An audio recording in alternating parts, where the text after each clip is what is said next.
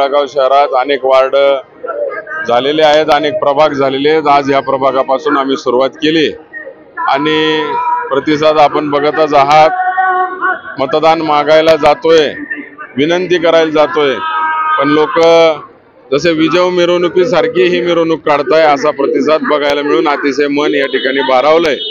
पण भारावून न जाता ही स्फूर्ती म्हणून, बळ म्हणून आणि लोकांच्या डोळ्यात जो विश्वास दिसतोय की हा तरुण उमेदवार आपला पोरगा म्हणून, आपला भाऊ म्हणून, आपला मित्र म्हणून नक्कीच या मतदारसंघाला चांगला न्याय देईल असा एक प्रतिसाद लोकांमधून बघायला त्या ठिकाणी मिळतोय।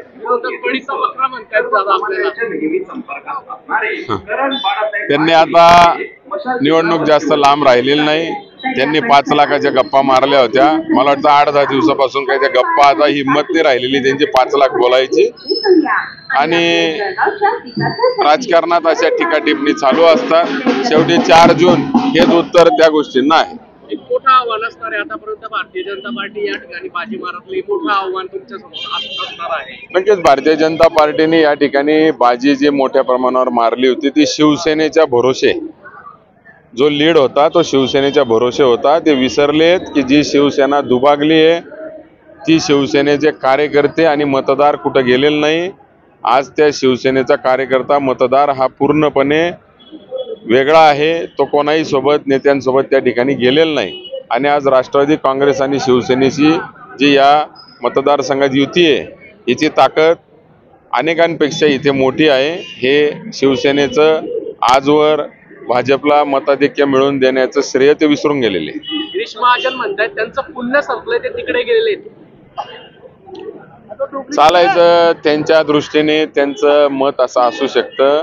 ते फार मोठ्या उंचीचे नेते आहेत, आज आपल्याला काही त्यांच्यावर बोलायचं नाही, परंतु बदल्याचं राजकारणपेक्षा बदलचं राजकारणासाठी आम्ही शिवसेनेत आलेलो आहोत। ही आमची भूमिका पहिल्या दिवसापासून आहे। जिल्ह्यात जे बदल्याचे राजकारण सुरू आहे हे नको आहे आम्हाला, आम्हाला काहीतरी बदल करून दाखवायचा आहे, याच्यासाठी आम्ही शिवसेनेत आलो। सगळे भाजपकडे जाताना पाहतोय आपण, बडे नेते युतीच्याकडे जाताना तुम्ही मात्र बाहेर पडलेले आहेत, याचा कुठे अडचण येते असं वाटतंय तुम्हाला किंवा फायदा होईल असं वाटतंय? नाही, बघा, सत्तेविरुद्ध लढायला किंवा प्रवाहाविरुद्ध व्हायला त्या ठिकाणी अडचण आणि ताकद मोठ्या प्रमाणावर करावं लागते, संघर्ष करावा लागतो।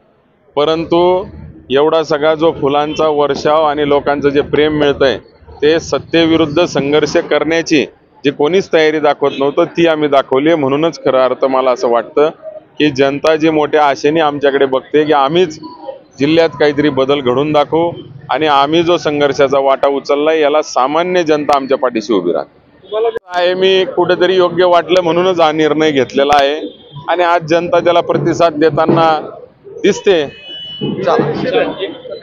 असं मी म्हणू शकत नाही, विजय हा शेवटी जनतेच्या, कार्यकर्त्यांच्या आणि निवडणूक निर्णय अधिकाऱ्याच्या हातात आहे। त्याच्यामुळे निवडणूक निर्णय अधिकारी सुद्धा चांगले राहणे महत्त्वाचे, म्हणजे ईव्हीएमचे काही घोटाळे होणार नाहीत।